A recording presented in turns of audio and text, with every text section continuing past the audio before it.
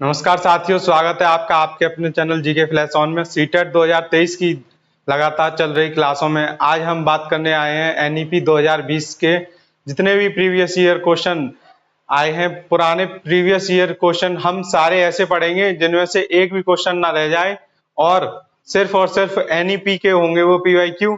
लेकिन आज की इस वीडियो में आप 2023 के पीवाईक्यू पढ़ने वाले हैं। नेक्स्ट वीडियो में आप 2022 के पढ़ेंगे, उसके बाद आपके सारे क्लियर हो जाएंगे। 21 में भी एक दो होंगे, लेकिन मैंने सोचा कि आपको कम से कम में ज्यादा से ज्यादा पता पड़े, तो बार बार एक ही वीडियो बहुत लंबी हो जाएगी तो ठीक नहीं है आपके लिए। तो आज हम ये पीवाईक्यू पढ़कर 2023 में जितने भी एनईपी के क्वेश्चन आए हैं उनको हम बिल्कुल क्लियर कर लेंगे और अच्छे से समझेंगे। तो उसे स्टार्ट करने से पहले मैं आप सभी से पूछना चाहूंगा कि आप डेली एक प्रीवियस ईयर पेपर पढ़ रहे हैं। जैसा कि मैंने बताया है कि क्वेश्चन दिया हो उसका, और क्वेश्चन के बाद उसके जो ऑप्शन दिए हैं आप वो ऑप्शन देखेंगे। उन ऑप्शन के बाद जो आंसर होगा उसको डिटेल में भी आप पढ़ रहे होंगे। अगर आप ऐसा कर रहे हैं तो आपके सीटेट में 100 प्लस अभी लिख कर ले लीजिए मुझसे कि इतने ही आने हैं आपके। और दूसरी बात, बच्चे सोचते हैं लास्ट टाइम पर ज्यादा से ज्यादा पढ़ें, इधर से उधर पढ़ें, वीडियो से पढ़ें। देखिए मेरी एक दीदी है, वो हमेशा पीवाईक्यू पढ़ती थी, लेकिन लास्ट टाइम पर वो क्या करने लग जाती थी, मैराथन की क्लास। इस वजह से उनके कभी 90 से ऊपर नहीं आए। अगर आप लास्ट टाइम पर इनको करना नहीं छोड़ते हैं, ये कीजिए मॉर्निंग में एक पेपर खत्म कीजिए, इवनिंग में इसी को दोबारा से आप मॉक टेस्ट की तरह लगाइए जो आपने सुबह पढ़ा था अच्छे से। तो अगर आप इसको करना नहीं छोड़ेंगे, पेपर के जिस दिन पेपर है उसकी रात तक, आखिरी रात तक, तो आपके 100% 100 प्लस मार्क्स आने ही आने हैं। लेकिन अगर आपने ये करना छोड़ दिया, सोचा कि इसमें से क्या है, मैं अलग से पढ़ लेता हूँ, कुछ ना कुछ मैराथन कर लेता हूँ, ये कर लेता हूँ, वो कर लेता हूँ, तो आपकी बहुत दिक्कत हो जाएगी। इतने नंबर की फिर कोई गारंटी नहीं है। मैंने कहा है जब से आपने पढ़ना स्टार्ट किया तब से लगातार जब तक आपका एग्जाम ना हो जाए तब तक आप ये पढ़ते रहें। तो मेरी इस बात पर आप जरूर ध्यान देना। अब हम बात करेंगे एनईपी के, जो मैंने 2023 के क्वेश्चन की बात की है। तो आप पहले ये बुक देख लीजिए, ये हमारी बुक है सीटेट 2023 की घटना चक्र की। इसी बुक की मैं बोलता था, तो आप इस बुक को देख सकते हैं। तो इसमें देखिए सबसे ऊपर, अब मैं ये नेक्स्ट पेज दिखा रहा हूं, इसमें सबसे ऊपर जितने पर टिक लग रहा है ये सारे ऑनलाइन परीक्षा में आए हुए हैं। और ये कब के हैं, 2023 के। तो ये फरवरी में भी आए हैं, 4 फरवरी, 2 फरवरी, 30 जनवरी, 25 जनवरी, 24 जनवरी, 18 जनवरी, 17 जनवरी, 13 जनवरी, 11 जनवरी। तो यहाँ 11 जनवरी 2023 तक के मैंने ऑनलाइन पेपर में से जितने भी एनईपी के क्वेश्चन बने हैं वो सारे उठाए हैं। और एक मोस्ट इंपॉर्टेंट बात कि एनईपी आपकी सिर्फ सीडीपी में नहीं आएगी, एनईपी आपके किसी भी सब्जेक्ट में आ सकती है, चाहे वो आपकी हिंदी हो, इंग्लिश हो, संस्कृत हो, और ईवीएस हो, मैथ हो, ये तो हो गए सब्जेक्ट। इसके अलावा सीडीपी में तो आती है अगर आएगी तो, ठीक है। तो पूरे ओवरऑल पेपर में आपकी कहीं पर भी एनईपी का क्वेश्चन आ सकता है। तो स्टार्ट करते हैं हमारा पहला क्वेश्चन। देखिए पहला क्वेश्चन आपको दिखाई दे रहा होगा अच्छे से, जिसको ना दिख रहा हो आजकल यूट्यूब में ऑप्शन आता है जूम का, आप जूम करते आइए, अच्छे से पढ़िए उसको, ठीक है। और मैं इसकी पीडीएफ आपको अपने टेलीग्राम चैनल पर प्रोवाइड करा दूंगा, लिंक आपको डिस्क्रिप्शन में मिल जाएगा। और जिसको डिस्क्रिप्शन में ना मिले वो सीधे चैनल पर ओके करे जीके फ्लैश ऑन पर, और वहीं पर ऊपर ही आपको लिखा दिखेगा टेलीग्राम लिंक। उसके अलावा अगर वहां भी नहीं मिलता आपको तो सीधे चैनल ओपन करके आप जाइए अबाउट में, अबाउट में आपको टेलीग्राम लिंक मिल जाएगा। तो पहला क्वेश्चन आपने पढ़ लिया होगा, राष्ट्रीय शिक्षा नीति 2020 अधिगम के कौन से तरीकों पर बल देती है। कौन कौन से तरीके दिए हैं इसमें, 4 तरीके दिए हैं, हमको बताना है इन 4 में से सारे हैं या इनमें से कुछ हैं। तो पहला है अनुभवात्मक अधिगम, दूसरा डिजिटल अधिगम, थर्ड वैज्ञानिक अधिगम, फोर्थ करके सीखना। इसको इंग्लिश में पढ़ेंगे तो ज्यादा इजी लगेगा।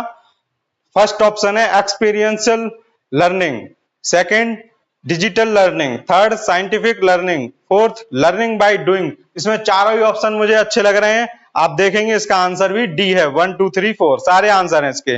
अब इसकी डिटेल मैं क्या पढ़ने के लिए बोलता था हमेशा, हमने पहले अच्छे से ऑप्शन पढ़ लिए, अब इसके बाद इसकी डिटेल पढ़ेंगे हम।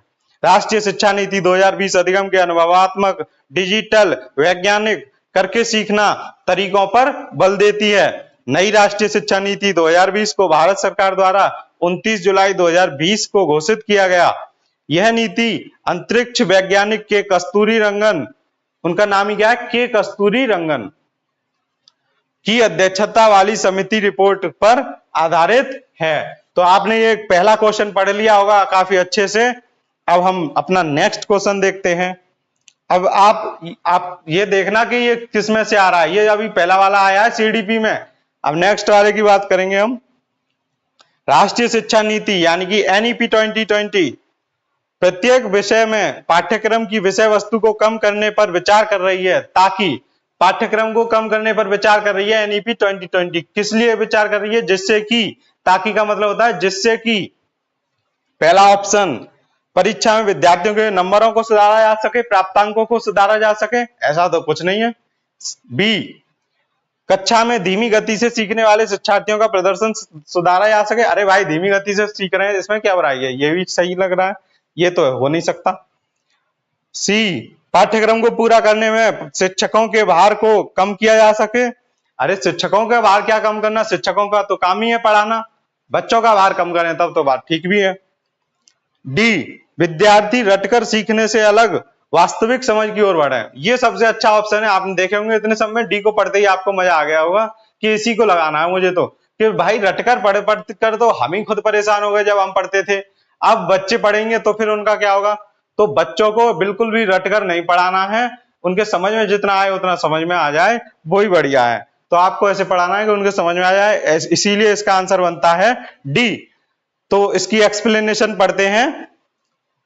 राष्ट्रीय शिक्षा नीति 2020 प्रत्येक विषय में पाठ्यक्रम की विषय वस्तु को कम करने पर विचार कर रही है, ताकि विद्यार्थी रटकर सीखने से अलग वास्तविक समझ की ओर बढ़े। नेक्स्ट क्वेश्चन आपको दिखाई दे रहा होगा। राष्ट्रीय शिक्षा नीति एनईपी 2020 के अनुसार एनसीएफएसई का मतलब क्या है? चलिए, आपको ये क्वेश्चन आपने देख लिया होगा। आंसर बताने से पहले मैं आपको कुछ बताता हूं। देखिए बोर्ड पर, देखिए हमने पढ़ी थी एनईपी की 4 स्टेज। फर्स्ट स्टेज को बोलते हैं फाउंडेशन स्टेज, ठीक है, सबको याद आ रहा होगा। फाउंडेशन स्टेज कितनी होती है? फाउंडेशन स्टेज होती है 3 ईयर टू 8 ईयर। तो ये आपको पता होगा 3 साल से लेकर 8 साल तक के बच्चे आते हैं फाउंडेशन स्टेज में। अभी इसकी क्लास भी बता देता हूं मैं। शुरू के 3 साल तो होता है वो प्री स्कूल में, और उसके बाद बच्चे प्लस के मतलब 3 साल के बाद 2 साल आते हैं, वो क्या होता है? वो 2 ईयर प्लस 2 ईयर। ये आगे के 2 साल होता है वो first class plus second class, ठीक है। आप ये ध्यान रखेंगे, बस फर्स्ट क्लास और सेकंड क्लास शुरू हो जाता है वो फाउंडेशन स्टेज में ही, ठीक है, फर्स्ट एंड सेकंड क्लास। अब देखिए ये तो फर्स्ट स्टेज हो गई। अब इस फर्स्ट स्टेज के बाद आती है सेकंड स्टेज। सेकंड स्टेज क्या होती है? Preparatory stage. तो आपको रिवीजन भी हो जाएगा स्टेज का। और इनसे अभी एक मोस्ट इंपॉर्टेंट, जो बहुत ही इंपॉर्टेंट चीज है वो मैं आपको बताने वाला हूं, जिससे रिलेटेड अभी हमने अपना थर्ड क्वेश्चन पढ़ा था अभी, तो आप ध्यान से देखिए। प्रेपरेटरी स्टेज कितनी साल से होती है? 8 ईयर टू, ईयर के लिए 22 लिख देता हूं मैं, आप समझ जाएंगे। 8 ईयर टू 11 ईयर, ठीक है। तो ये 3 साल की होती है। तो कितनी हो गई है? यहां से सेकंड क्लास तक हो गई। तो इसके बाद ये आएगी आपकी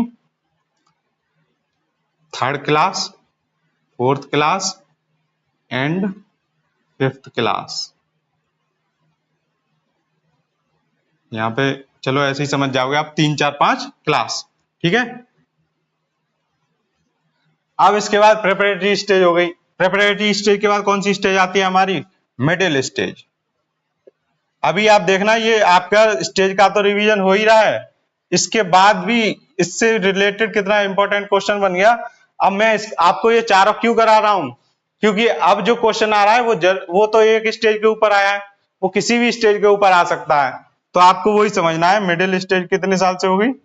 मिडिल स्टेज हो गई आपकी 11 ईयर टू 14 ईयर। ये 11 ईयर से लेकर 14 ईयर के बच्चों के लिए होगी आपकी मिडिल स्टेज। और ये क्लास कौन सी होगी इसकी? 6, 7 या 6 to 8 कर लीजिए आप, 6 to 8th क्लास। ठीक है, समझ में आ रहा होगा, याद आ रहा होगा आपने पिछली क्लास में क्या पढ़ा था। मिडिल स्टेज के बाद जो हमारी आखिरी स्टेज होती है वो होती है सेकेंडरी स्टेज। सेकेंडरी स्टेज, अब देखिए सेकेंडरी स्टेज होती है 14 साल से लेकर 18 साल तक के बच्चे आते हैं सेकेंडरी स्टेज में। 14 साल से लेकर 18 साल तक के बच्चे आते हैं सेकेंडरी स्टेज में। उसकी क्लास होती है 9th से लेकर 12th तक।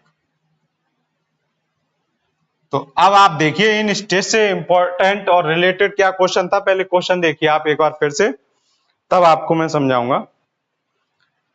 क्वेश्चन है हमारा, राष्ट्रीय शिक्षा नीति एनईपी 2020 के अनुसार एनसीएफएसी का मतलब है। एनसीएफएसी का मतलब है, देखिए एक अभ्यास पाठ्यक्रम बनता है, तो उस अभ्यास पाठ्यक्रम को हम बनाते हैं इन स्टेज के अकॉर्डिंग। तो एनसीएफएसी का मतलब होता है national curriculum framework school education. National curriculum framework school education. तो आप देख सकते हैं इसमें कौन सा है, एनसीएफएसी का मतलब पूछ रहा है, दिख रहा होगा आपको, पहला ऑप्शन ही है। तो ये कौन सी स्टेज में आ जाता है, पहला ऑप्शन हमारा इसमें आ जाता है। प्रिपरेटरी में और मिडिल स्टेज को मिलाकर आ जाएगा यहाँ पर आपका एनसीएफएसई। ठीक है, इन दोनों स्टेज में जो अभ्यास पाठ्यक्रम बनाएंगे हम, वो आएगा इसमें प्रिपरेटरी स्टेज में और मिडिल स्टेज में, इसमें भी और इसमें भी। ये आ गया आपका एनसीएफएसई, जिसकी फुल फॉर्म अभी आपने पढ़ी थी, national curriculum framework school education. वो आप क्वेश्चन से पढ़ लेना, मैं अभी उनकी बता दे रहा हूं, टाइम ज्यादा वेस्ट नहीं होगा। अब पहली स्टेज है फाउंडेशन स्टेज। तो फाउंडेशन स्टेज में कौन सी होती है, शुरू के 3 से लेकर 8 साल तक की फाउंडेशन स्टेज है। तो इसमें आता है आपका एनसीएफ ईसीसीई। आपको याद आ रहा होगा ईसीसीई, शुरू के प्री स्कूल वाले को ही हम बोलते थे ईसीसीई, याद आ गया होगा। तो उसी में होती है हमारी एनसीएफ ईसीसीई। तो इससे आपको क्या समझ में आता है कि देखिए अलग अलग स्टेज है, उन पे भी हमने अलग अलग जो भी पाठ्यक्रम हम तैयार करते हैं, अभ्यास कैसे कराना है, वो सब ऐसे बना रखे हैं। अब इसकी फुल फॉर्म क्या हो गई एनसीएफ ईसीसी की, देखने में बहुत अजीब लग रहा होगा। एनसीएफ की सबको पता है, नेशनल करिकुलम फ्रेमवर्क। इसके बाद ईसीसी की मैंने उस दिन बताई थी आपको, early childhood and care education. तो आप इनको मिला के बोल देंगे, तो ये हो गया आपका फर्स्ट स्टेज में। इसकी फुल फॉर्म पूछ लेगा, जैसे इसकी पूछी थी वो आपने बता दी, इसकी भी बता देंगे आप।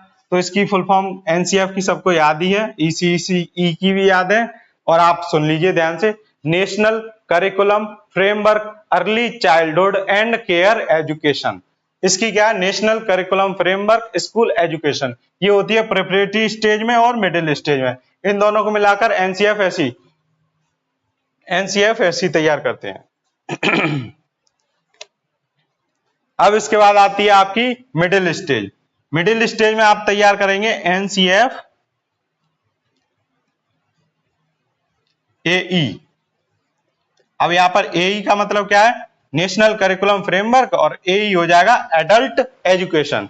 एडल्ट एजुकेशन 11 से 14 साल तक के बच्चे के लिए एडल्ट एजुकेशन आ जाती है, और इसमें भी कुछ पाठ्यक्रम इसका भी आ जाता है।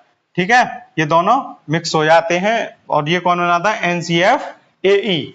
तो ये एक तो ये हो गया एनसीएफ ईसीसीई, इससे पाठ्यक्रम बनाते हैं हम बच्चों के लिए एनईपी 2020 में। एनसीएफ एसई बनाते हैं, इससे भी पाठ्यक्रम बनाते हैं। और ये एनसीएफ एई, नेशनल करिकुलम फ्रेमवर्क, एई का मतलब होता है एडल्ट, ये लिख दे रहा हूं मैं, एडल्ट एजुकेशन। एजुकेशन शॉर्ट में लिख देता हूं मैं। तो आप देख रहे होंगे एई का मतलब एडल्ट एजुकेशन है, उसमें ही सेकेंडरी वाले बच्चे भी आ जाते हैं जिसके लिए ये पाठ्यक्रम बनाते हैं। अब एक चौथा होता है पाठ्यक्रम, वो होता है एनसीएफ टीई। अब टीई क्या होता है, टीई होता है हमारे जैसे शिक्षकों के लिए national curriculum framework teaching education. तो आपको उसमें पढ़ाना कैसे है वो आपको देखना है इसमें। तो अब हम नेक्स्ट क्वेश्चन देखेंगे आपका चलो ये और लिख देता हूं मैं आपके लिए। टीई का मतलब होता है टीचिंग एजुकेशन। तो समझ में आ गया होगा सबको अच्छे से। तो ये 4 स्टेज हो सकती हैं, एसई पूछ ले, एई पूछ ले, टीई पूछ ले, और एनसीएफ तो आपको याद ही है। तो आप ध्यान से इसको पढ़ लीजिए एक बार, और स्क्रीनशॉट लेना है आप वो ले लीजिए इसका, क्योंकि जितने भी क्वेश्चन मैं आपको पढ़ा रहा हूं उसकी तो आपको पीडीएफ प्रोवाइड हो जाएगी, लेकिन आप इसका स्क्रीनशॉट ले सकते हैं। ले लिया होगा। अब हम आप बात करते हैं नेक्स्ट क्वेश्चन पर हमारे। देखिए इसमें भी जो डिटेल दी है क्वेश्चन में आप देखिए, तो वो क्या दी है, राष्ट्रीय शिक्षा नीति एनईपी 2020 के अनुसार एनसीएफएसई का मतलब national curriculum framework for school education है। ठीक है, नेक्स्ट क्वेश्चन देखिए आप। राष्ट्रीय शिक्षा नीति 2020 के अनुसार पर्यावरण अध्ययन की एक विषय के तौर पर किस कक्षा समूह में स्थान दिया जाता है। तो पर्यावरण अध्ययन की एक विषय के तौर पर किस कक्षा समूह में स्थान दिया जाता है, सबको पता होगा। जो पर्यावरण अध्ययन है वो हमारे यहाँ कब से स्टार्ट होता है, 3rd क्लास से। उससे पहले सिर्फ हिंदी और गणित पढ़ते हैं बच्चे, और जिनके पास इंग्लिश मीडियम होते हैं वो इंग्लिश और गणित पढ़ते हैं। तो उसके 3rd क्लास से आपका क्या स्टार्ट होता है, पर्यावरण स्टार्ट होता है, और वो कहां तक चलता है, 5th क्लास तक। तो यानी कि 3rd, 4th, 5th, इसका आंसर क्या हो गया, 2 हो गया। 3rd, 4th, 5th में पर्यावरण होता है, और 6th से आपकी एसएसटी आ जाती है, वो भी इतिहास, भूगोल और नागरिक शास्त्र के नाम से अलग अलग। अगला क्वेश्चन पढ़ेंगे हम। पहले आप इसको देख लीजिए इंग्लिश में देख लीजिए, जिसको इंग्लिश में समझना समझ लीजिए। मैं आपको हिंदी में ज्यादा समझाऊंगा, इसलिए क्योंकि आपको हिंदी में अच्छे से समझ में भी आएगा, और जितने भी इंग्लिश वाले बच्चे हैं वो इंग्लिश से हिंदी नहीं समझ पाएंगे इतनी जल्दी, जितनी जल्दी हिंदी से इंग्लिश समझ जाएंगे। तो आप देखिए, इंग्लिश देख ली होगी, अब हिंदी में बात करते हैं। राष्ट्रीय शिक्षा नीति 2020 के अनुसार निम्नलिखित में से कौन सा मौलिक सिद्धांतों का निरूपण करता है जो कि शिक्षा प्रणाली व्यवस्था का मार्गदर्शन करेगा। अब ये इसमें 4 ऑप्शन दिए हैं, ए बी सी डी। तो आप पढ़ेंगे पहला ए, शैक्षिक और गैर शैक्षिक दोनों क्षेत्रों में प्रत्येक विद्यार्थी के समग्र विकास को प्रोत्साहित करना। बी, बहुविषयक और समग्र शिक्षा पर बल देना। सी, केवल दिव्यांग विद्यार्थियों के प्रौद्योगिकी का व्यापक उपयोग। डी, नवाचार को बढ़ावा देने के लिए सृजनात्मक और आलोचनात्मक चिंतन को प्रोत्साहित करना। अब इसमें हमने 4 पढ़ लिए, चारों में सबसे बेकार कौन सा लगा, सी। क्यों लगा, उसमें केवल लगा दिया है। जहां पर केवल लग जाए वहां पर सीटेट में तो ये समझ लीजिए कि ये आंसर बनेगा ही नहीं। केवल दिव्यांग विद्यार्थियों के प्रौद्योगिकी का व्यापक उपयोग, सिर्फ आप दिव्यांग का ही व्यापक उपयोग करेंगे, उन्हीं के लिए प्रौद्योगिकी कराएंगे, ऐसा तो कुछ नहीं है। सभी बच्चे एक से हमारे लिए इंक्लूसिव एजुकेशन यानी कि समावेशी शिक्षा, उसमें चाहे कोई विकलांग हो चाहे बिल्कुल ठीक हो, सबको एक तरह से ट्रीट किया जाएगा, सबकी परेशानी समझी जाएंगी और सबको अच्छे से अच्छा पढ़ाया जाएगा। तो इसके लिए इसमें बस सी नहीं होगा। आप देखिए इसका आंसर क्या है, बी, और इसकी डिटेल मैंने आपको बताई दी है, और आप एक बार फिर पढ़ लेना पीडीएफ से।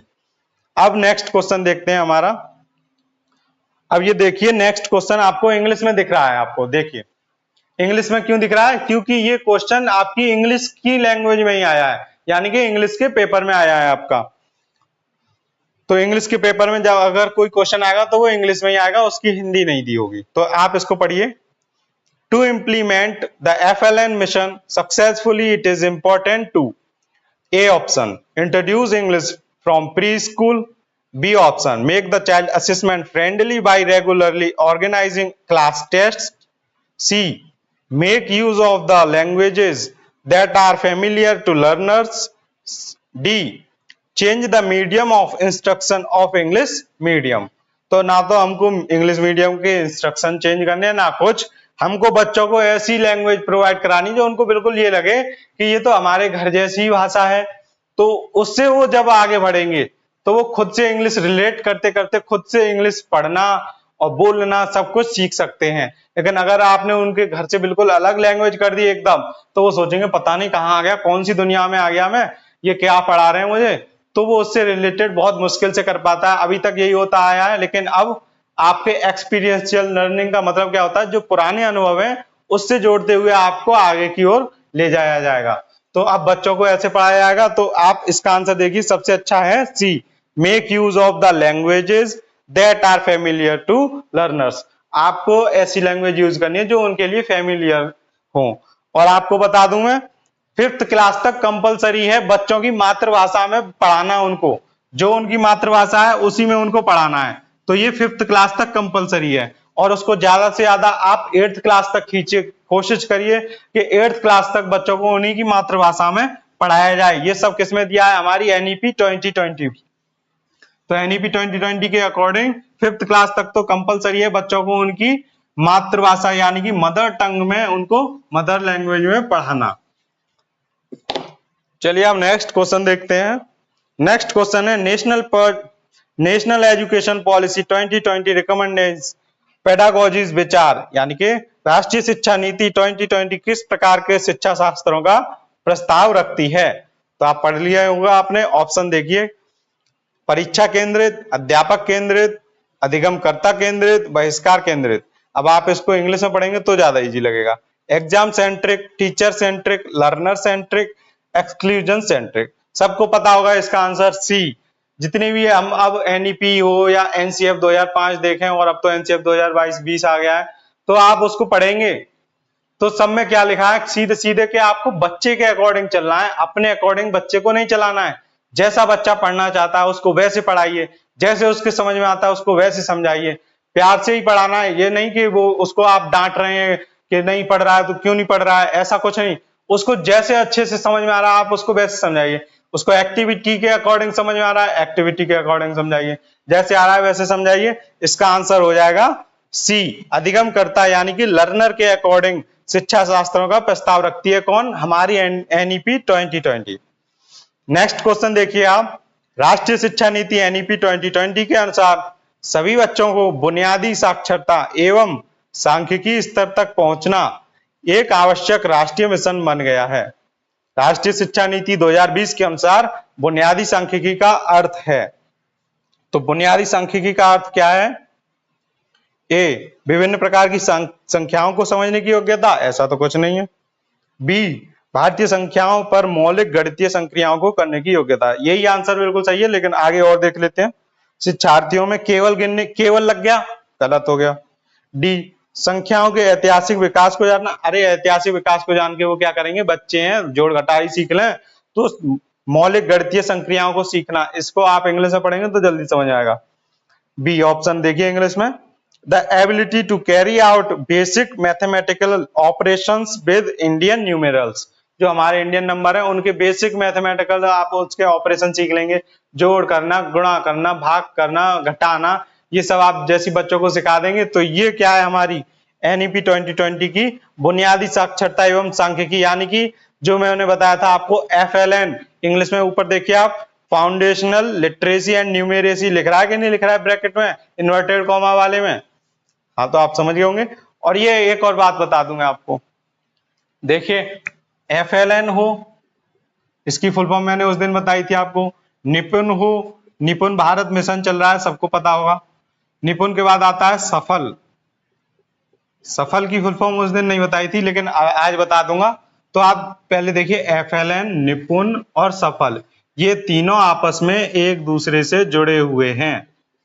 निपुण का मिशन है FLN। FLN क्या होता है? Foundational literacy and numeracy. ठीक है, अभी ये हमने क्वेश्चन में पढ़ा था।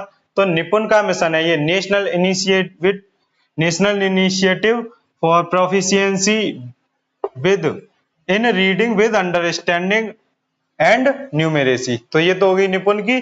तो ये तीनों आपस में रिलेटेड है। सफल क्या है? इनका एनालिसिस या असेसमेंट करता है। ये असेसमेंट कौन करता है? सफल करता है कि बच्चा ने निपुण मिशन के तहत और FLN के तहत कितना सीखा बच्चे ने। तो ये आप देखेंगे, सफल देखती है इसको। सफल एक कमेटी टाइप है, तो इसकी सफल की फुल फॉर्म क्या हो जाएगी? स्ट्रक्चर्ड। मैं यही लिख देता हूं क्योंकि असेसमेंट आ गया है। तो स्ट्रक्चर्ड। तो देखिए सफल की स्पेलिंग से आप समझ जाएंगे कि सफल होता क्या है। स्ट्रक्चर्ड है assessment for analysing,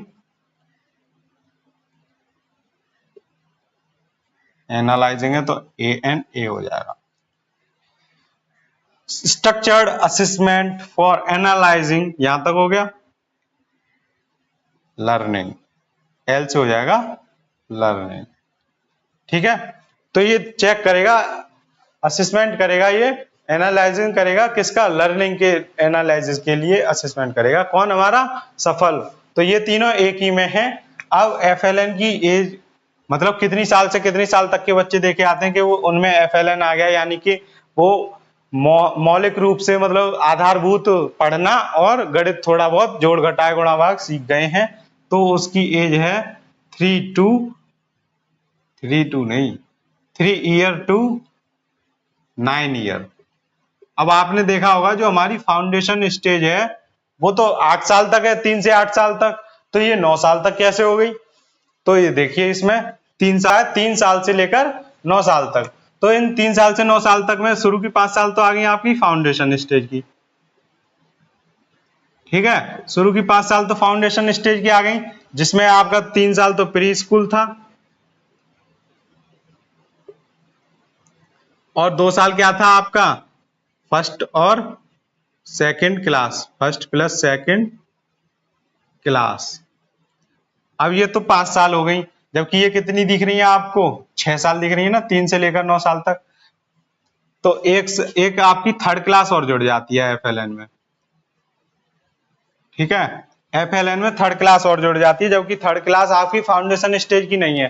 third class आपकी कौन सी स्टेज की है, प्रेपरेटरी स्टेज की, प्रेपरेटरी स्टेज की।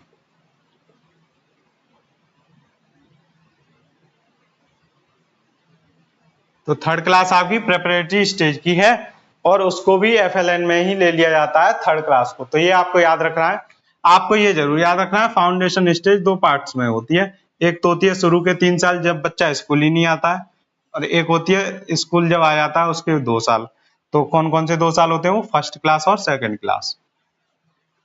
तो आप इसको समझ गए होंगे। अब हम अपना नेक्स्ट क्वेश्चन देखते हैं। इसका आंसर बता दिया था मैंने, इसका आंसर बता दिया था, ठीक है। आंसर इसका बी हो गया कि भारतीय संख्याओं पर मौलिक गणितीय संक्रियाओं को करने की योग्यता। नेक्स्ट क्वेश्चन है आपका, राष्ट्रीय शिक्षा नीति 2020 के द्वारा बुनियादी चरण की अवधि क्या है। तो राष्ट्रीय शिक्षा नीति 2020 के द्वारा जो बुनियादी चरण है उसकी अवधि है 5 साल। बुनियादी चरण का मतलब फाउंडेशन स्टेज, फाउंडेशन स्टेज की बात कर रहा है। आप देखिए इंग्लिश में ऊपर लिख रहा होगा, चलिए इंग्लिश में नहीं है इसमें,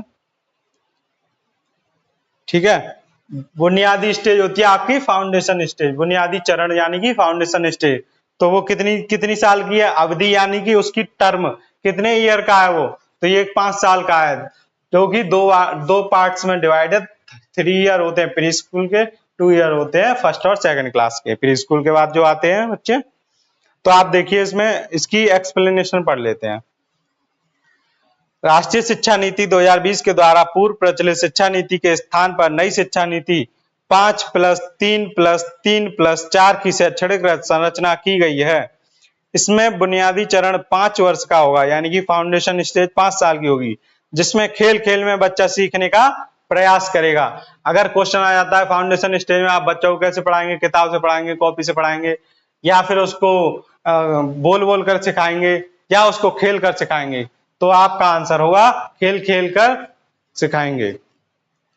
अगला क्वेश्चन देखते हैं अब हम, राष्ट्रीय शिक्षा नीति है, देखिए ये संस्कृत में आया है तो आप इसको देखेंगे। राष्ट्रीय शिक्षा नीति है 2020 अस्यानुसारेण प्रारंभिक स्तर विषय किम सत्यम अस्ति। इनमें से कौन सा सत्य है। राष्ट्रीय शिक्षा नीति 2020 का जो प्रारंभिक स्तर किसको बोलते हैं, प्रेपरेटरी स्टेज को। तो आप ध्यान रखेंगे प्रेपरेटरी स्टेज को प्रारंभिक स्तर बोलते हैं। यहाँ पर मैंने सिर्फ ये संस्कृत में तो आपका ऐसा ही आएगा, हिंदी में तो आप बोलेंगे तो मैं इनकी आपको अगली क्लास में हिंदी में भी बता दूंगा चारों स्टेज की, जब हम रिवीजन करेंगे दोबारा। और अगली क्लास आपकी NEP 2020 के जितने भी क्वेश्चन 2022 और 21 में आए हैं वो सारे ले लिए जाएंगे। तो भाई आप ये देखिए प्रेपरेटरी स्टेज को ही प्रारंभिक स्तर बोलते हैं, जो कि आपका प्रेपरेटरी स्टेज कहां से कहां तक स्टार्ट होती है, थर्ड क्लास से लेकर 5th क्लास तक। थर्ड 2 लिख दे रहा हूँ, +2 लिख रहा हूँ, 5th क्लास तक की होती है आपकी प्रेपरेटरी स्टेज, जिसको हम प्रारंभिक स्तर बोलते हैं। तो आप इसके ऑप्शन देखेंगे, द्वितीय कक्षा पर्यंत शिक्षण से प्रथमंचा वर्ष। इसका मतलब क्या है, शुरू के 5 साल के बाद दूसरी कक्षा के बाद जो द्वितीय कक्षा पर्यंत मतलब दूसरी कक्षा के बाद जो भी शिक्षण प्रारंभ होता है वो क्या होता है, प्रेपरेटरी स्टेज होती है। तो इसकी एक्सप्लेनेशन में भी देख लेते हैं हम एक बार।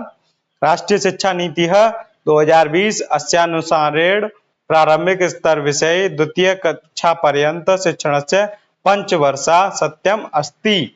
दूसरी कक्षा के बाद जो प्रारंभिक स्तर होता है उसी को हम बोलते हैं। और प्रारंभिक स्तर में ये बात कर रहा है दूसरी कक्षा, यानी कि पहली भी ले लो, दूसरी भी ले लो, और उसके बाद तीसरी, चौथी, पांचवी, ये सारी क्लास जोड़ते जाओ आप। ये 5 साल की हो गई प्रारंभिक स्तर, यानी कि एक तरीके से ये एनईपी में प्राइमरी पूछ रहा है।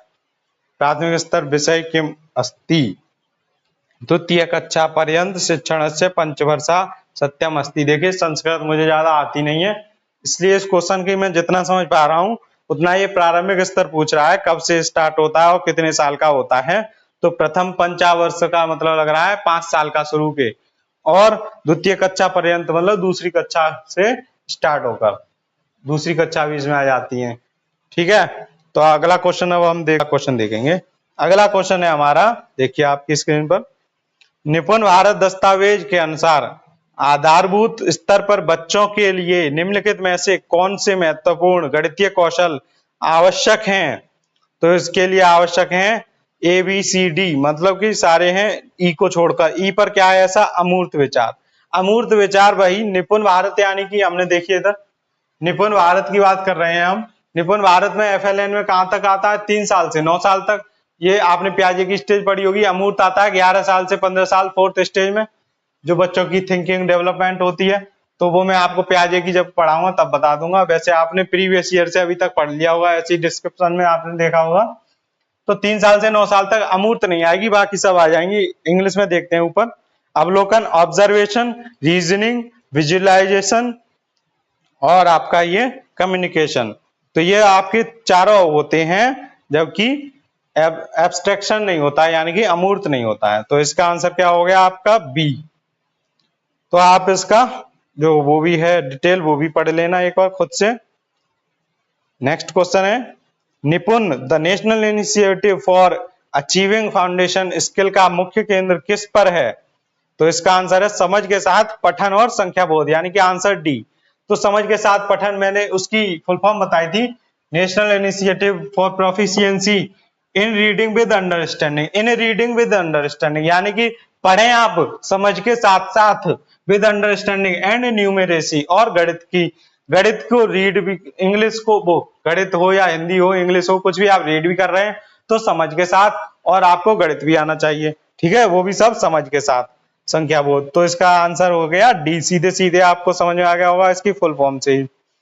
इसके बाद अगला क्वेश्चन है आपका, राष्ट्रीय शिक्षा नीति 2020 के अनुसार कक्षा 1 से पूर्व प्रारंभिक बाल्यावस्था अवधान एवं शिक्षा, यानी कि ECCE का उद्देश्य होना चाहिए। 1 से पूर्व यानी कि 1 से पहले जो बात होती है, ECCE की तो बात होती है कक्षा 1 से पहले। मैंने आपको बताया था early childhood care and education, शुरू के 3 साल, जो फाउंडेशन स्टेज के शुरू के 3 साल होते हैं, जिसको प्री स्कूल बोलते हैं, उसको आंगनवाड़ी और ECCE देखती है। मैंने आपको बताया था पिछली क्लास में। तो ये पूछ रहा है कि उसका उद्देश्य क्या होना चाहिए ECCE का। तो उसका उद्देश्य होना चाहिए, क्या होना चाहिए, पहला देखते हैं, शिक्षार्थियों में परिकलन कौशलों का विकास करना, नहीं तो शिक्षार्थियों में मूल गणन कौशलों का विकास करना। ये तो बात सही है बिल्कुल। Numeracy skill among learners to develop basic numeracy. आगे और देख लेते हैं, बच्चों को संख्याओं के नाम लिखना और सिखाना। अरे नाम लिखकर सीखकर क्या करेगा, जब वो बेसिक सीख जाएगा तो वो अपने आप सब सीख जाएगा। बच्चों की गिनती एवं गुणन पहाड़े याद कराना, याद करवाने की बात तो कोई है ही नहीं। आप रटने की जहां बात करोगे वहां पर एनईपी हमारी 2020 बात ही नहीं करेगी, उसको तुरंत कैंसिल कर देगी। तो इसका सबसे अच्छा आंसर बनना है बी। तो आप इसकी एक्सप्लेनेशन देखेंगे जो मैंने बताया वही होगी। आपको ये सब PDF से अच्छे से पढ़ना है। और अब हम देखते हैं हमारा अगला क्वेश्चन, राष्ट्रीय शिक्षा नीति 2020 के अनुसार बच्चों द्वारा बोली जा रही भाषा और विद्यालय में पढ़ाई के माध्यम की भाषा में विद्यमान अंतर को क्या किया जाना चाहिए। अनदेखी कर देना चाहिए, जो भी उनकी बच्चों की भाषा है और विद्यालय में पढ़ाने की भाषा है उसको अनदेखा कर दे, नहीं बिल्कुल नहीं। बच्चों की हर चीज हमारे लिए इंपॉर्टेंट है।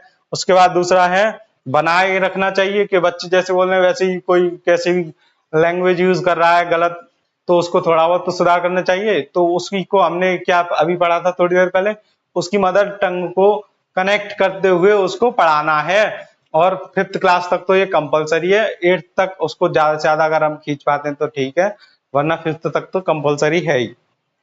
उसके बाद 3rd है बढ़ाना चाहिए, और ज्यादा करो तुम अपनी जैसी लैंग्वेज कर रहे हो उसको बढ़ाओ, जितना भी अंतर है उसको बढ़ाइए। डी, पाटना या पुल बनाना चाहिए। पुल बन गया, अब ये देखिए पुल बन गया। अब ये बच्चे की लैंग्वेज है, ये टीचर की लैंग्वेज है, यानी कि हमारे स्कूल लैंग्वेज है, जो कि बच्चों के लिए काफी अच्छी रहेगी, वो कहीं पर भी जाए बात कर सकते हैं, ठीक है।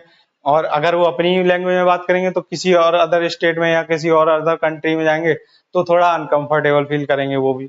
तो इसके लिए एक बीच में पुल बना दो, धीरे धीरे टीचर बच्चों से सीखेगा, बच्चा टीचर से सीखेगा, एक दूसरे से कनेक्ट होते आएंगे, दोनों की लैंग्वेज में इंप्रूव होता जाएगा। तो इसका आंसर सबसे अच्छा बन रहा है डी, पुल बनाना यानी कि पाटना। तो इसकी एक्सप्लेनेशन पढ़ लेते हैं। राष्ट्रीय शिक्षा नीति 2020 के अनुसार बच्चों द्वारा बोली जा रही भाषा और शिक्षण के माध्यम के बीच यदि कोई अंतराल मौजूद हो तो उसे समाप्त किया जाना चाहिए, अर्थात पाटना पुल बनाना चाहिए, ठीक है।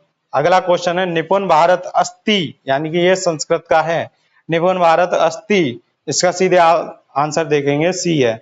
बाल विद्यार्थिषु पठनम अंक ज्ञानम च संवर्धनाय भारत सर्वकारस्य कार्यक्रमः। तो इसमें क्या है, बाल विद्यार्थियों के जो पठनम के अंक ज्ञान होता है और पढ़ने का होता है, यानी कि आप सीधी सीधे बात किसकी कर रहे हैं, हमारे FLN की बात कर रहे हैं। तो यही आपका निपुण भारत मिशन है। तो देखिए तीनों आपस में कनेक्टेड है। FLN में आप सबको पता होगा फाउंडेशन, यानी कि आधारभूत आपको लिटरेसी एंड न्यूमेरेसी दोनों आनी चाहिए। और ये इसका निपुण भारत का मिशन कितने साल तक है, 2026 से लेकर 2027 साल तक बच्चों में बुनियादी साक्षरता और संख्या ज्ञान के प्रतिफलों को प्राप्त करने के लिए लक्ष्य बनाया गया है। अगला क्वेश्चन देखिए आप, राष्ट्रीय शिक्षा नीति 2020 के अनुसार प्रारंभिक स्तर पर आकलन का क्या स्वरूप होना चाहिए, फॉर्मेटिव होना चाहिए यानी कि रचनात्मक होना ही चाहिए। उसके बाद आता है रेगुलर, नियमित होना चाहिए, नियमित भी हो जाए तो बहुत अच्छा, बच्चे लगातार कंटिन्यू पढ़ेंगे तो उसको अच्छे से समझ पाएंगे। See, focused on mere retention of information, सूचनाओं के मात्र ग्राह्यशीलता, मात्र लगा दिया ना, यानी कि केवल लगा दिया, ये इसमें से हट जाएगा देखना। डी, शिक्षण अधिगम की उपयुक्तता के अनुरूप, लर्निंग टीचिंग लर्निंग और शिक्षण अधिगम, अधिगम में बच्चा भूल जाते हैं, हम जैसे मतलब हम पढ़ने वाले सीटेट की जो तैयारी कर रहे हैं वो अधिगम भूल जाते हैं, लेकिन टीचिंग लर्निंग एक साथ बोलेंगे तो टीचिंग पढ़ाना, लर्निंग सीखना। तो आप देखेंगे इन दोनों की उपयुक्तता के अनुरूप होना चाहिए NEP 2020 का प्रारंभिक स्तर के आकलन का, तो हाँ होना चाहिए। तो इसका आंसर है ABD। देखिए इसमें सी नहीं है, ABD इसका आंसर हो गया। तो इसकी जो देखिए डिटेल क्या लिख रहा है, कस्तूरी रंगन की अध्यक्षता वाली समिति के आधार पर राष्ट्रीय शिक्षा नीति भारत सरकार के द्वारा 29 जुलाई 2020 को घोषित की गई। इसमें प्रारंभिक स्तर का आकलन इस प्रकार बताया गया कि सबसे पहले रचनात्मक, फिर नियमित, फिर शिक्षा अधिगम की उपयुक्तता के अनुरूप, उसके बाद अधिगम और विकास को अनुकूलित बनाना तथा कक्षा के अंदर और बाहर विद्यार्थियों को समर्थन देना। इसके आगे ये अगला क्वेश्चन है, आप देखेंगे 3 से 9 वर्ष वाले आयु समूह के लिए राष्ट्रीय शिक्षा नीति 2020 ने किस शिक्षण शास्त्रियों के उपागम पर अधिक बल और ध्यान केंद्रित किया है। तो इसका आंसर है खिलौना आधारित शिक्षण शास्त्र। खिलौने से बच्चे खेलेंगे और उसी के आधारित पर हम उनको बच्चों को रिलेट करके सिखाएंगे। जैसे बच्चों को बॉल पकड़ा दी, उससे उसको बोला ये कैसी है, वो कहेंगे ये तो लुढ़क रही है, तो हम कहेंगे हाँ ये बॉल आपकी लुढ़कने वाली है, जिसके कोई भी कॉर्नर नहीं होते हैं वो चीज क्या करती है, लुढ़कती है। बच्चों को आपने कोई ट्रायंगल दे दिया तो उसको हम कहेंगे कि ये देखिए झोपड़ी है, जैसे झोपड़ी दे दी ट्रायंगल टाइप, कि जिसकी भी कोई कॉर्नर होते हैं वो लुढ़कती नहीं है। ऐसे ही आपका फर्स्ट चैप्टर है ये, फर्स्ट क्लास में ही तो मैथ में दिया है ये लुढ़कना और ना लुढ़कने वाली चीज, सरकने वाली चीज। तो ये खिलौनों के अकॉर्डिंग भी हम बच्चों को पढ़ाएंगे। इससे आगे हम अब देखते हैं बहुभाषावाद ऐसी युक्ति है जिसका अर्थ है, ये NEP का क्वेश्चन नहीं है लेकिन मैंने इसलिए इसमें रखा है कि एक क्वेश्चन हटकर अगर मैं रखूं तो देखते हैं आप क्या करते हैं इसका आंसर। देखिए आप इसका आंसर बताइए पहले मुझे। A, विद्यालय में बहुत सी भाषाओं का अध्यापन। B, सभी शिक्षार्थियों को मातृभाषा का शिक्षण अधिगम, सी शिक्षार्थियों की भाषाओं का इस्तेमाल करना, डी शिक्षार्थियों को विदेशी भाषाएं सीखने के लिए सहायता प्रदान करना। विदेशी भाषा तो जब सीखेगा जब अपनी भाषा अच्छे से बोल लेगा, तो डी तो बिल्कुल नहीं है। तो आप बताइए बहुभाषा ऐसी युक्ति है जिसका अर्थ क्या है? बहुभाषा का अर्थ क्या है? Multi language. आप सब सोच रहे होंगे बहुत सारी लैंग्वेज बोलना, नहीं, इसका आंसर है सी विद्यार्थियों की भाषाओं का इस्तेमाल करना। जो विद्यार्थी, शिक्षार्थी या फिर विद्यार्थी एक ही बात है, शिक्षार्थी की जो भी भाषा होगी उसको बहुभाषावाद में, मतलब हम अपनी भाषा जोड़ेंगे, शिक्षार्थी की भाषा जोड़ेंगे, स्कूल की जो पढ़ाने की भाषा है वो जोड़ेंगे, तो ऐसे करके बहुभाषावाद हो गया ये। ठीक है, तो इसका मतलब है शिक्षार्थी की भाषाओं का इस्तेमाल करना। अगला क्वेश्चन है, और यही आपका लास्ट क्वेश्चन है, और ये आपका दिया है संस्कृत में दिया है। बालाः अभिकथनम, बालाः पठन लेखन पूर्व पठन लेखन विषय यत जानन्ति तत् प्रारंभिक साक्षरता कथ्यते। कारण इसका लिखा है, प्रारंभिक साक्षरता तदा प्रारंभते यदा प्रारंभे बाल्यावस्था लालन पालन शिक्षा समय एवं ईसीसी वालः विद्यालय पठने लेखनश्च शिक्षन्ति अधः। अब ये इसमें लिखा है, नीचे लिखे हुए में से कौन सा सही है? तो इसका ए सही है, जबकि आर इसका गलत है। क्यों गलत है? वो कह रहा है प्रारंभिक स्तर ईसीसी से ही पढ़ाना स्टार्ट कर देते हैं, बाल्यावस्था लालन पालन, और ईसीसी बाल विद्यालय पठने, जबकि ईसीसी वाले विद्यार्थी कभी स्कूल जाते हैं? नहीं जाते हैं। प्री स्कूल को हमने जो औपचारिक शिक्षा है उसमें लिया तो है, लेकिन उनको स्कूल थोड़ी भेजा है, उसका नाम ही है प्री स्कूल, तो उनसे उनका पाठ्यक्रम कोई स्टार्ट नहीं होता, ना वो स्कूल जाते ना कुछ, इसलिए इसका आर वाला कथन गलत हो जाएगा, और पहला सही है जो बाला पठन लेखरता पूर्व पठन लेख विषय यत जानन्ति तत् प्रारंभिक साक्षरता कथ्यते। जिसको प्रारंभिक साक्षरता हम कहते हैं वो आपकी क्या कहलाती है? वो स्टार्ट होती है वहीं से आपकी पढ़ाना। ठीक है, पठन लेखन यानी पढ़ना और लिखना। तो आज की वीडियो में हमने 2023 के सारे क्वेश्चन एनईपी के हमने पढ़े हैं, आगे के भी पढ़ेंगे, लेकिन आप इससे समझ गए होंगे एनईपी कितनी इजी आ रही है। जितना मैंने बेसिक बताया था उससे भी काफी इजी आ रही है। जो भी थोड़ा बहुत हटके आएगा मैं बताऊंगा, और आप लिख कर लीजिए या अभी लिख लीजिए कहीं पर भी कि एनईपी से बाहर एक भी क्वेश्चन नहीं आएगा अगर आपने इतना पढ़ लिया। और मैं ये जो पीडीएफ है इसको आप अपने टेलीग्राम पर प्रोवाइड करा दूंगा, आप उसको डिस्क्रिप्शन में से या चैनल के अबाउट में से जाकर देख लेना, ग्रुप में जाकर सीधे, और मैं उसमें पीडीएफ डाल दूंगा। और ये पीडीएफ आपकी अगर अभी पढ़ जाएगी या फिर शाम तक पढ़ जाएगी, जिससे कि आप उसको अच्छे से पढ़ लें और ज्यादा से ज्यादा बच्चे उसमें जुड़ जाएं, जिनको किसी को भी बाद में ये ना बोले कि हमको ये पीडीएफ नहीं मिल पाई है। ठीक है, तो थैंक यू सो मच। आप प्रीवियस ईयर पेपर पढ़ना बिल्कुल ना छोड़ें, चाहे एग्जाम आ जाए, आपका कल हो एग्जाम, तब भी आज आप पीवाईक्यू पढ़ रहे होंगे, तो उसका रिवीजन कर रहे हो या नया पढ़ रहे हो वो आपकी मर्जी है, लेकिन मैंने बताया बस कि आपको पढ़ना नहीं छोड़ना है। बच्चे सोचते हैं लास्ट टाइम पर पीवाईक्यू ना पढ़ के हम ज्यादा से ज्यादा पढ़ लें, वही उनकी सबसे बड़ी गलती कर देते हैं, और फिर वो वहां से हट जाते हैं। जैसे ही उनके नंबर 100 से हटकर सीधे पहुंच जाते हैं पीछे को, 90 से भी पीछे को चले जाएंगे। जिसने अगर छोड़ दिए तो फिर मुझसे कुछ मत कहना। और अगर आप पढ़ते रहे ऐसे ही तो ये इससे इस डायरेक्शन में चलते रहेंगे, 110 भी हो जाएंगे, 100 प्लस भी हो जाएंगे, और इससे भी प्लस हो जाएंगे। आप पेपर तक बिल्कुल पढ़ना ना छोड़ें। आशा करता हूं आप मेरी बात को अच्छे से समझ रहे होंगे। मेरे अनुभव को अपनी सफलता की सीढ़ी जरूर बनाएंगे आप। और इसी के साथ धन्यवाद।